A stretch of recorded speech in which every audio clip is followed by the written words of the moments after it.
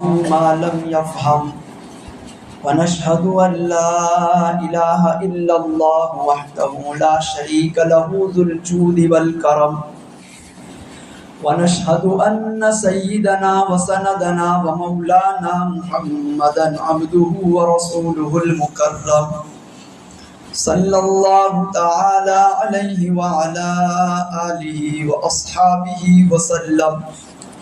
أعوذ بالله من الشيطان الرجيم بسم الله الرحمن الرحيم. إن الله لا يغفر أن يشرك به ويغفر ما دون ذلك لمن يشاء ومن يشرك بالله فقد ضل ضلالا بعيدا. إن يدعون من دونه إلا إناثا وَإِن يَدْعُونَ إِلَّا شَيْطَانًا مَرِيدًا لَعَنَهُ اللَّهُ. صدق اللہ مولانا العظیم. اللہ رب العالمین کا بہت ہی بڑا احسان اور کرم ہے کہ اس بے نیاز پروردگار نے ہمیں اس مبارک جگہ میں بیٹھ کر کچھ دین کی باتیں کہنے اور سننے کی توفیق عطا فرمائی. لعنت کے متعلق آج کچھ باتیں بیان کرنے کا ارادہ ہے. لعنت ہم سنتے رہتے ہیں، لفظ فلانے پر لعنت، فلانے پر لعنت، اللہ نے اس پر لعنت کی، رسول اللہ نے اس پر لعنت کی، جا تجھ پر لعنت ہو. لعنت لعنت کسے کہتے ہیں؟ یہ عربی کا لفظ ہے. اس کا ترجمہ مطلب ہوتا ہے اللہ کی رحمت سے محروم ہو جانا. کسی پر لعنت کرنے کا مطلب یہ ہوتا ہے کہ تجھے اللہ اپنی خاص رحمت سے محروم کر دے. یہ ایک قسم کی بد دعا ہے.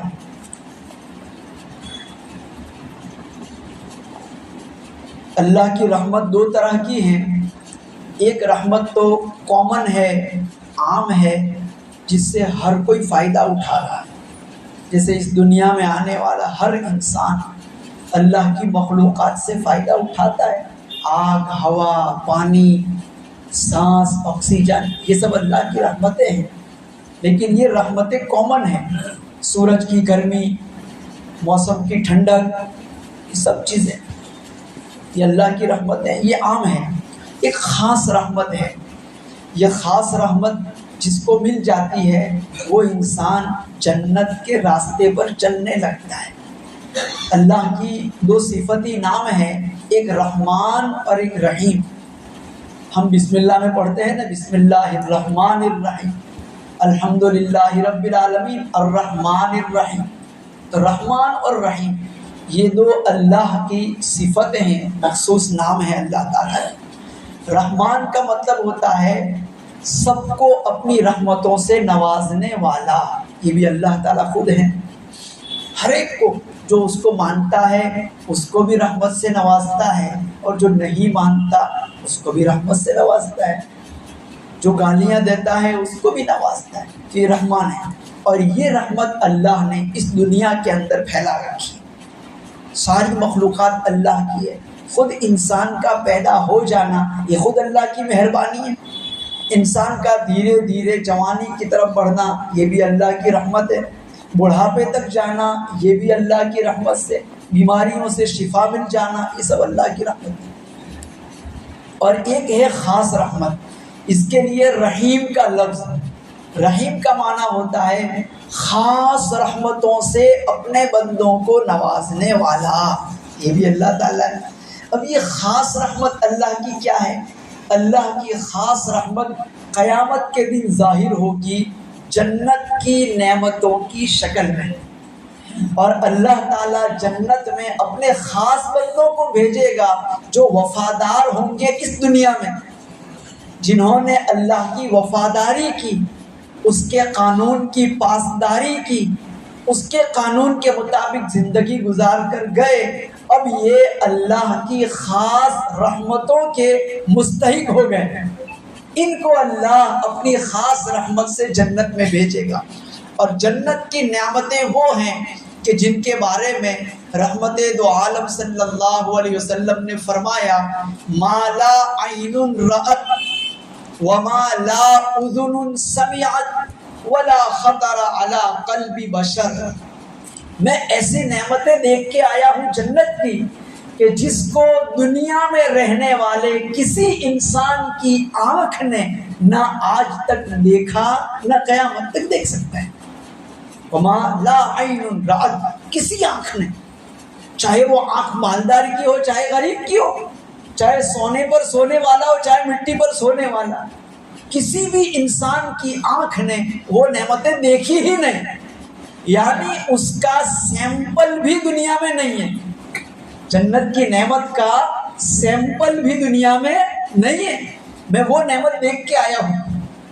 پھر فرمایا ما لا اذن سمعت، ایسی نعمتیں دیکھ کے آیا ہوں جنت کی کہ ان نعمتوں کا تذکرہ بھی کسی کان نے سنا.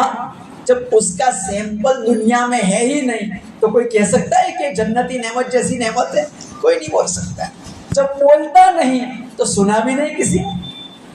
وَلَا خَطَرَ عَلَىٰ قَلْبِ بَشَرٍ، اور کسی انسان کے دل اور دماغ میں بھی اس نعمت کا تصور نہیں گزر سکتا. اس کی خوبصورتی، اس کی کوالٹی کے بارے میں کوئی سوچ بھی نہیں سکتا. تو یہ خاص نعمتیں ہیں جس کو اللہ تعالیٰ اپنے وفادار بندوں کو عطا فرمائیں گے. اس لیے بسم اللہ میں پڑھایا جاتا ہے الرحمن الرحیم. اللہ رحمان بھی ہے کہ اس کی رحمت سے سب فائدہ اٹھا رہے ہیں، اور رحیم بھی ہے کہ اپنے وفاداروں کو جنت کی نعمتوں سے مالا مال فرمائیں. تو یہ خاص رحمت سے محروم کر دینا، اسی کو کہتے ہیں لعنت. جو خاص رحمت سے محروم ہو گیا یہ ہے لعنتی، یہ ہے ملعون. کچھ ایسے کام ہیں جس کے کرنے سے انسان ملعون ہو جاتا ہے، یعنی اس پر لعنت آتی ہے. بہت سے کام ہیں جس کے کرنے سے اور اس کو جان بوجھ کے کرنے سے پتہ چل گیا کہ پھر بھی نہیں چھوڑ رہا ہے، تو ایسے کرنے والے پر کبھی تو اللہ نے لعنت کی، کبھی رسول اللہ نے لعنت کی، اور بعض کام ایسے ہیں کہ جن پر فرشتے بھی لعنت کرتے ہیں. جس کے کرنے والے پر فرشتے لعنت کرتے ہیں. آج اسی کاموں کے بارے میں ہم کچھ معلوم کریں گے تاکہ ہمیں اس سے بچنے کی توفیق ملے. پتہ چل جائے نا کہ فلاں روڈ پر پولیس والے کھڑے ہیں، کسی نے بتا دیا. اب جس کے پاس ڈاکیومنٹ کمپلیٹ نہیں ہے تو وہ بندہ جلدی سے اپنا روٹ چینج کر لے گا اور شکریہ بھی ادا کرے گا، اچھا وہ تمہیں بتا دیا، ورنہ آج میرا جیب خالی ہو جاتا ہے نا. ہمیں رحمت دو عالم صلی اللہ علیہ وسلم کا احسان ماننا ہے، اور اللہ کا بھی احسان ماننا ہے کہ اللہ نے ہمیں وہ کام بتلا دیے، کچھ تو قرآن میں ہے اور کچھ رسول اللہ کی زبان سے، کہ جن کے کرنے سے انسان ملعون ہو جاتا ہے، یعنی اللہ کی لعنت اس پر آتی ہے، یعنی اللہ اپنی خصوصی رحمت سے اس کو محروم کر دے. آپ کو نماز پڑھنے کی توفیق مل گئی، یہ خصوصی رحمت ہے. آپ کو روزہ رکھنے کی توفیق مل گئی، یہ اللہ کی خصوصی رحمت، یعنی رحیم والی رحمت، رحیم والی. آپ کو زکوٰۃ ادا کرنے کی توفیق مل گئی، خصوصی رحمت. شکر ادا کرو اللہ کا، اللہ تیرا شکر ہے کہ تو نے مجھے نماز کے لیے بلا لیا، تو نے مجھ سے روزے رکھوا لیے، زکوٰۃ ادا کرنے کی توفیق دے دی، ہے نا، خصوصی رحمت ہے. ایمان مل گیا، اللہ کی خصوصی رحمت. اب موت تک اس پر باقی رہیں، اس کی ہمیں دعا کرنی ہے اور فکر کرنی ہے. کبھی یہ ذہن میں نہیں لانا کہ میں نے نماز پڑھ کے اللہ پر احسان کر دیا ہے. کبھی یہ ذہن میں نہیں لانا کہ میں نے روزے رکھ کر اللہ پر احسان کر دیا، میں نے لاکھوں کروڑوں روپے کی زکوٰۃ دے کر اللہ پر احسان کر دیا. اللہ کا احسان ہے کہ اس نے تجھے یہ کام کرنے کی توفیق دی کہ جس کے کرنے سے تو لعنت سے بچ گیا اور اس کی مخصوص رحمت کا حقدار ہو گیا. اس کا احسان ہے. تو ہم کچھ ایسے کام معلوم کریں گے. سب سے پہلا کام تو وہ ہے جس کو قرآن نے بیان کر دیا, جو میں نے ابھی آیت شریفہ تلاوت کی ہے, پھر پڑھ دیتا ہوں. فرمایا ان اللہ لا یغفر ان یشرک بہ ویغفر ما دون ذلک لمن یشاء ومن یشرک باللہ فقد ضل ضلالا بعیدا ان يدعون من دونه الا اناثا وَإِن يَدْعُونَ إِلَّا شَيْطَانًا مَرِيدًا لَعَنَهُ اللَّهُ. ایک کام اللہ نے بیان کر دیا جس پر اللہ کی لعنت آتی ہے, اور وہ ہے شرک.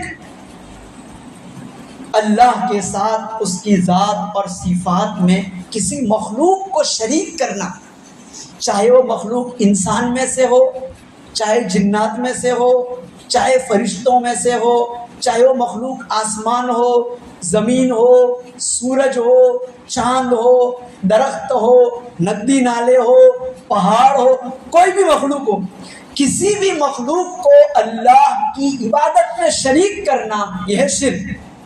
کوئی سورج کی پوجا کرے شرک, چاند کی پوجا کرے شرک, ندی نالے کی پوجا کرے شرک, کوئی بڑا درخت نظر آ گیا اس کی پوجا کرے شرک, سورج کی پوجا کرے شرک, ہواؤں کی پوجا کرے شرک, کوئی بڑے بزرگ کی پوجا کرے شرک, کوئی بڑے نبی کی پوجا کرے چاہے زندہ ہو یا مردہ شرک, کوئی اپنے باپ کی پوجا کر لے شرک, اپنی ماں کو سجدہ کر لے شرک. تو جو بھی شرک کرے گا اللہ تعالیٰ فرماتے ہیں لعنہ اللہ, اس پر میری لعنت ہے, اللہ کی لعنت. یعنی اللہ تعالیٰ خود کہتے ہیں میں اس کو اپنی خصوصی رحمت سے کہ جس کا اظہار جنت کی نعمتوں کی شکل میں ہونے والا ہے محروم کر دوں گا. یعنی اس کو کبھی جنت میں جانے نہیں دوں گا, ہمیشہ کے لیے جہنم میں رہے. بہت خطرناک چیز ہے. اور آج نان مسلم کی ہم کیا بات کریں, بہت سارے مسلمان اس مصیبت میں مبتلا ہیں. ابھی کچھ دنوں پہلے ایک ویڈیو دیکھی, بیت اللہ شریف میں ایک عورت کھڑی ہے اور اس کے سامنے اس کا بیٹا سجدہ کر رہا ہے, سر جھکا رہا ہے باقاعدہ. ایک ہے پیر چومنا وہ الگ ہے, ایک ہے سجدہ کرنا. سجدہ کرنا اللہ کے سوا کسی کو جائز نہیں ہے. ہماری شریعت میں اس کو حرام قرار دیا ہے. ہم سے پہلی شریعت میں کچھ حد تک جائز تھا, لیکن اس آخری نبی کی آخری شریعت میں کسی ایسے کام سے مکمل روک دیا گیا کہ جو کام انسان خالص اللہ کے لیے عبادت کے طور پر کرتا ہے. ان کاموں میں سے ایک کام ہے سجدہ, یعنی پیشانی اور ناک رگڑنا, یہ صرف اللہ کے لیے بس. دوسرا کام ہے رکوع, یہ بھی اللہ کے لیے خاص. تیسرا کام ادب کے ساتھ کھڑا ہونا, جیسے اللہ کے ساتھ, یہ اللہ کے لیے خاص ہے. یہ شرک ہے, کسی کے لیے جائز نہیں, نہ کسی مردے کے لیے نہ کسی زندہ کے لیے. تو مسلمان بہت سارے اس مصیبت میں مبتلا ہو گئے. اب لعنت ان پر آتی ہے, وہ کس طرح؟ ان کو وہ کام کرنے کی توفیق نہیں ملتی جس کام سے انسان جنتی ہو جائے. اب دیکھ لیجئے گا, جو لوگ شرک میں مبتلا ہیں, کسی اللہ والے کی قبر پہ جا کر سر جھکاتے ہیں, ایسے لوگوں کو اللہ مسجد میں نہیں آنے دیتا. اجمیر گیا ہوں میں امتحان لینے کے لیے, ایک مدرسے کے اندر اکڑا نام کا ایک قصبہ ہے وہاں. تو ساتھ میں ہم لوگ حضرت کی مزار پہ پہنچ گئے فاتحہ وغیرہ پڑھنے کے لیے. اس مزار کے قریب ایک مسجد بنی ہوئی ہے, ساتھ میں اسی باؤنڈری کے اندر ادھر مزار ہے اور سامنے بڑی مسجد ہے. ادھر پوری بھیڑ جمع ہے اور ادھر نماز کے لیے ایک صف بھی مکمل نہیں. جس اللہ والے کی قبر پر لوگ سجدہ کر رہے ہیں, اس اللہ والے نے تو اللہ کے در پر پوری زندگی سر جھکایا, اسی کی دعوت دی, اسی کی طرف لوگوں کو بلایا. لیکن آج حال یہ ہے کہ داڑھی ٹوپی والے، کرتا پیجامہ والے، برقعے والی عورتیں، خود کو مسلمان کہلانے والے مسجد سے محروم ہیں اور وہاں جا کر کے سر جھکا ہے. یہ ہے لعنت. اگر اس اللہ والے کو اللہ زندہ کر دے، جیسا کہ میں نے پچھلے ہفتے کہی تھی بات، قیامت کے دن اللہ پوچھے گا اس اللہ اپنے ولی سے کہ اے معین الدین، کیا تم نے کہا تھا کہ تمہاری قبر پر لوگ سجدہ کیا کریں اور مسجد سے دور ہو جائے؟ وہ کہے گا سبحانک یا اللہ، تیری ذات پاک ہے. ما یکون لی ان اقول ما لیس لی بحق، میں کیسے کہہ سکتا ہوں یہ باتیں؟ میں نے تو پوری زندگی وہ کہا جس کو کہنے کا تو نے حکم دیا. وہ کیا ہے؟ اعبدوا اللہ ربی و ربکم. میں نے تو یہ کہا کہ اللہ کی عبادت کرو جو میرا بھی رب ہے اور تمہارا بھی رب ہے. وہ یہ کہہ کر کے چھوٹ جائیں گے. اللہ تعالیٰ ان سے کہیں گے آپ تشریف لے جائیے جنت کی طرف. اب ان کی طرف اللہ کی نگاہ غضب اٹھے گی، انتہائی جلال کے ساتھ کہیں گے بتاؤ اب تمہارے پاس کون سا بہانہ ہے؟ جس کی پوری زندگی تم عبادت کر کے آئے، اس تمہارے معبود نے تو ہاتھ اوپر کر لیے. وہ تو منع کر رہا ہے تمہارے سامنے کہ میں نے ان کو کہا ہی نہیں تھا کہ میری قبر پہ آنا، سجدہ کرنا، چادر چڑھانا، رکوع کرنا، اولاد مانگنا، میں نے تو کہا ہی نہیں پوری زندگی. اللہ اگر میں نے یہ بات کہی ہو تو تجھے تو پتا ہے، انک انت علام الغیوب، انک انت علام الغیوب. دوسرا جملہ ہے تعلم ما فی نفسی ولا اعلم ما فی نفسی. اگر میں نے یہ بات کہی ہو، یا اللہ آپ تو دل کی دھڑکن کو جاننے والے ہیں، آپ مجھے پکڑ سکتے ہیں. اللہ پاک کو تو معلوم ہوگا کہ میرے معین الدین نے یہ بات کبھی نہیں کہی، پھر بھی اس لیے پوچھیں گے تاکہ مجرموں کا جرم پکا ہو جائے، مجرموں کا جرم پکا ہو جائے. تو یہ اللہ کی خاص رحمت سے محرومی کی علامت ہے شرک. اللہ والوں کی محبت سر آنکھوں پر، نبیوں سے محبت سر آنکھوں پر.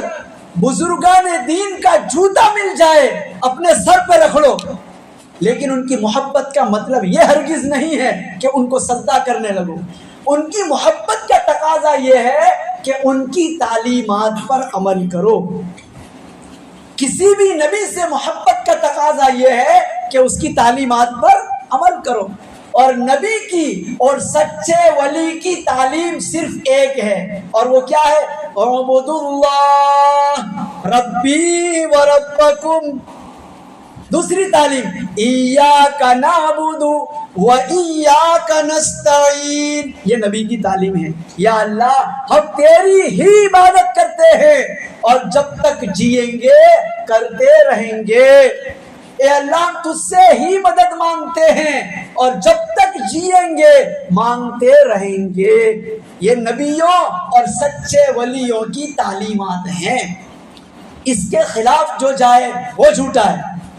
کسی نبی نے اس کے خلاف کبھی کوئی تعلیم نہیں دی. تو لعنت کا پہلا سبب ہے شرک. اپنے آپ کو اس سے بچائیں. اب آئیے آگے ہیں کچھ اور باتیں حدیث کے حوالے سے میں بیان کرتا چلوں. حدیث میں رسول اکرم صلی اللہ علیہ وسلم نے بہت سارے ایسے کام بتلائے ہیں کہ جس سے انسان ملعون ہو جاتا ہے. آئیے ذرا پہلا کام بیان کرتے ہیں. اللہ کے رسول صلی اللہ علیہ وسلم فرماتے ہیں المدینۃ حرم من کذا الی کذا. حضور پاک علیہ السلام نے ایک بار فرمایا یہ مدینہ جو شہر ہے عزت والا شہر ہے، لا یقطع شجرها ولا يحدث فيها حدث. اس شہر کے درخت کو نہ کاٹا جائے. اور پھر کیا فرمایا؟ اس میں کوئی شریعت کے خلاف کام نہ کیا جائے. ولا يحدث فيها حدث، شریعت کے خلاف کوئی کام نہ کیا جائے. آگے فرماتے ہیں من احدث حدثا فعلیہ لعنت اللہ والملائکۃ والناس اجمعین، جس نے مدینہ پاک جیسے مقدس شہر میں شریعت کی خلاف ورزی جان بوجھ کر کی، اس پر اللہ کی بھی لعنت، فرشتوں کی بھی لعنت اور تمام انسانوں کی لعنت۔ سوچئے ذرا، اس لیے بزرگان دین کہتے ہیں مدینہ پاک میں جتنا ہو سکے شریعت کا لحاظ کرتے ہوئے ٹھہرنا ہے۔ یہ جو حاجی اور عمرہ کرنے والے جاتے ہیں ان کو مدینہ پاک میں صرف 60 دن رکواتے ہیں۔ حج کے لیے 40-45 دن کا ٹور ہوتا ہے، لیکن صرف 60 دن مدینہ پاک میں بس۔ کیوں؟ یہ بنیاد ہے اس کی۔ جتنا زیادہ انسان وہاں رکے گا، ہو سکتا ہے شیطان کوئی ایسا کام کروا دے اس سے جس سے لعنت کا مستحق ہو جائے۔ مسجد نبوی کے اندر آپ گئے، یہاں تو اور زیادہ اہتمام کی ضرورت ہے۔ مسجد نبوی کا ادب کیوں؟ وہاں اللہ کا آخری پیغمبر آرام کر رہا ہے، اللہ ہم سب کو بار بار وہاں لے جائے۔ مانتے رہو اللہ سے، جس کو اللہ لے جائے بس وہی جا سکتا ہے۔ اس جگہ پر بے ادبی بہت خطرناک ہے، اونچی آواز سے بولنا بھی ایمان کے لیے خطرناک ہے۔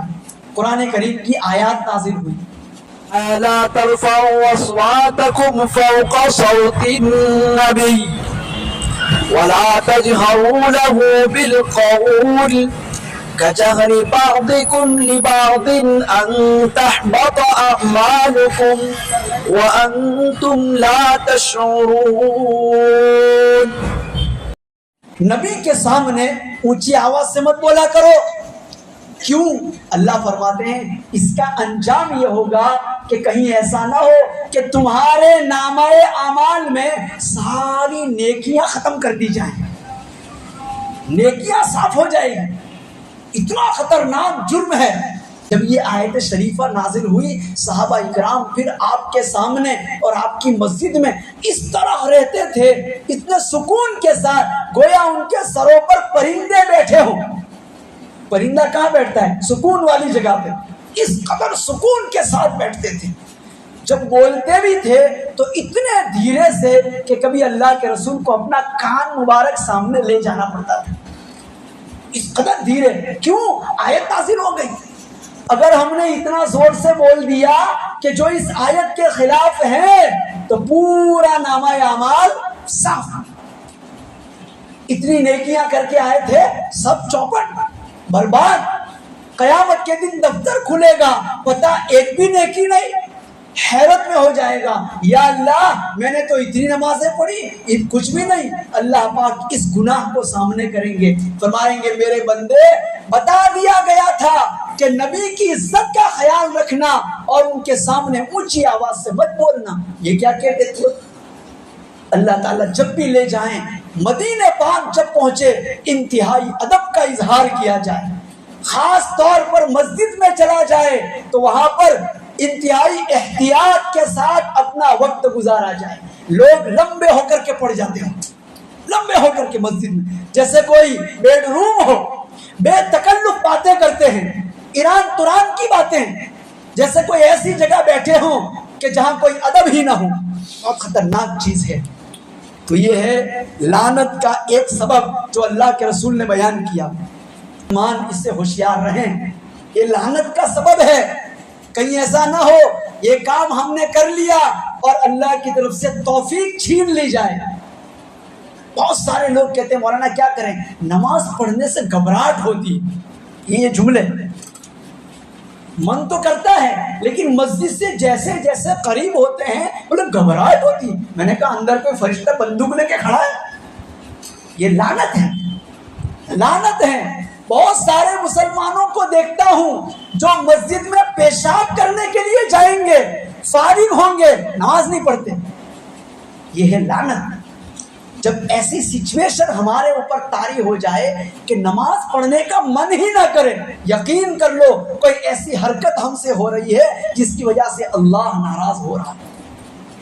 اپنی زندگی پر غور کریں، دن رات کے کاموں پر نظر کریں. آخر کیا وجہ ہے کہ میرا بھائی تو مسجد دوڑتا ہوا جا رہا ہے, بیٹا تو دوڑتا ہوا جا رہا ہے, دادا تو دوڑتا ہوا جا رہا ہے, پوتا دوڑتا ہوا جا رہا ہے, میرے پیر کیوں پکڑ لیے جاتے ہیں؟ تو کبھی کبھی یہ ہوتا ہے کہ انسان نیک کام کرنے سے گھبراہٹ ہوتی ہے, اس کو بے چینی ہوتی ہے. کبھی تو یہ ہوتا ہے نیک آدمی کو دیکھ کر کے چڑ ہوتی ہے, یہ لعنت کی علامت ہے. اگر کسی نیک انسان کو دیکھ کر کے خوشی محسوس ہو, یقین کر لو اللہ کی رحمت ہے آپ کے اوپر. آئیے ایک اور کام آگے بتلاتے ہیں. قال رسول اللہ صلی اللہ علیہ وسلم فی مرضه الذی لم یقم منہ لعن اللہ الیہود والنصارى اتخذوا قبور انبیائهم مساجدا. حضور پاک علیہ الصلوۃ والسلام نے, یہ حضرت عائشہ صدیقہ رضی اللہ تعالیٰ عنہ روایت کرتی ہیں, فرماتی ہیں اللہ کے رسول صلی اللہ علیہ وسلم نے اپنی زندگی کے آخری دنوں میں, آخری بیماری میں, کہ جس بیماری کے بعد آپ کو صحت نہ ملی, آپ اس دنیا سے پردہ فرما گئے, اس بیماری میں آپ نے فرمایا اللہ کی لعنت ہو یہودیوں پر, اللہ کی لعنت ہو نصرانیوں پر, اس لیے کہ انہوں نے انبیاء کی قبروں کو سجدہ گاہ بنا لیا, نبیوں کی قبروں پر سجدے کرنا شروع کر دیا. جب نبیوں کی قبروں پر سجدہ کرنے سے لعنت آتی ہے تو کیا ولی کی قبر پر سجدہ کرنے سے لعنت نہیں ہوگی؟ اللہ تعالیٰ حفاظت فرمائے. وقت ہو رہا ہے, آخری بات ختم کرتے ہیں, پھر باقی انشاءاللہ بعد میں.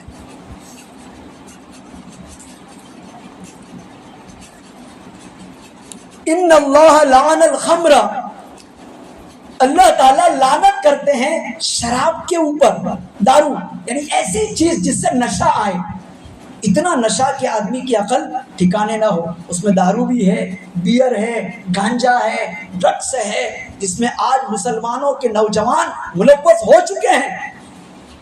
غیروں کو شکایت ہے کہ ان کو کیا ہو گیا. پڑھے لکھے لوگ جو غیر مسلم ہیں, جو ان باتوں کو پڑھتے ہیں, وہ کہتے ہیں تمہارے نبی نے تو روکا ہے اس سے, تمہیں کیا ہو گیا. یہ تو شرم کی بات ہے نا, اللہ کے آخری پیغمبر نے ہمیں روکا ہے ان چیزوں سے, اور مسلمان اسی کے کاروبار میں لگ چکا ہے چند پیسوں کے لیے. تو فرمایا لعن اللہ الخمر, لعنت کے اوپر, شراب کے اوپر بھی لعنت. آگے فرماتے ہیں وَلَعَنَ غَارِسَهَا, شراب بنانے والے پر بھی لعنت. دارو بناتا ہے, بیئر بناتا ہے, یا بنانے والی کمپنی میں کام کرتا ہے, سب کے اوپر لعنت. ایسے لوگ ان کاموں سے محروم کر دیے جائیں گے جس سے انسان جنت میں جا سکے اگر توبہ نہ کی. وَلَعَنَ شَارِبَهَا, اس کے پینے والے, گانجا ہو, ڈرگس ہو, بیئر ہو, اس کو استعمال کرنے والے پر بھی اللہ کی لعنت. آگے فرماتے ہیں وَلَعَنَ عَاصِرَهَا, یہ جو شراب ہے یہ عام طور پر یا تو کھجور سے بنتی ہے, یا انگور سے, جو سے, پہوا, یہ بہت مختلف چیزوں سے بنتی ہے, ان کا رس نکالا جاتا ہے. اس کے اوپر بھی جو یہ کام کرتے ہیں نا نکالنے کا مٹیریل, اس پہ بھی اللہ کی لعنت ہے. جنہیں پتا ہے کہ ہماری چیز شراب کے لیے جا رہی ہے, آپ کا انگور کا کاروبار ہے, آپ کو پتا ہے کہ شراب ہی کے لیے جا رہی ہے, پکا پتا ہے, مت دو. ہاں آپ کو یہ پتا نہیں ہے, بس اتنا ہے کہ لینے آیا ہے اور دے دیا, تب کوئی حرج نہیں. لیکن پکا معلوم ہے کہ مجھ سے جو یہ انگور نچوڑنے کا کام کروایا جا رہا ہے تو اس کا رس شراب میں استعمال ہونے والا ہے, اب مت کرو. کیوں؟ اب لعنت آئے گی آپ کے اوپر. آگے فرماتے ہیں وَلَعَنَ مُؤَيِّدَهَا, شراب بنانے والے کی ہیلپ کرنا, اس کی ہیلپ کرنا. کوئی بندہ شراب پیتا ہے, ہمیں پتا ہے شراب ساتھ میں بھی ہے, بیچنے جا رہا ہے, اور ہم نے اس کو فری میں ہی رکشے میں بٹھا لیا, اب لعنت آئے گی آپ کی. بلکہ میں تو کہتا ہوں ہو سکے تو پیسے سے بھی مت بٹھاؤ, اللہ کہیں اور سے آپ کو روزی دے دے گا, لیکن اس کام میں مت پڑو. کیوں؟ اللہ کی لعنت آئے گی. آپ کو پتا ہے کہ میری گاڑی شراب میں یا ڈرگس میں یا بیئر میں یا گانجے میں استعمال ہونے والی ہے, گاڑی مت دو. دیش میں بھی جرم ہے اور اللہ کے نزدیک بھی جرم ہے. آگے فرماتے ہیں وَلَعَنَ مُدِيرَهَا، جو باس بن جائے نا اس کمپنی کا اس پہ بھی لعنت ہے. سی ای او بن گیا کس کا؟ شراب کی کمپنی کا یا گانجے کی کمپنی کا بڑا مینیجر بن گیا، اس پر بھی لعنت ہے.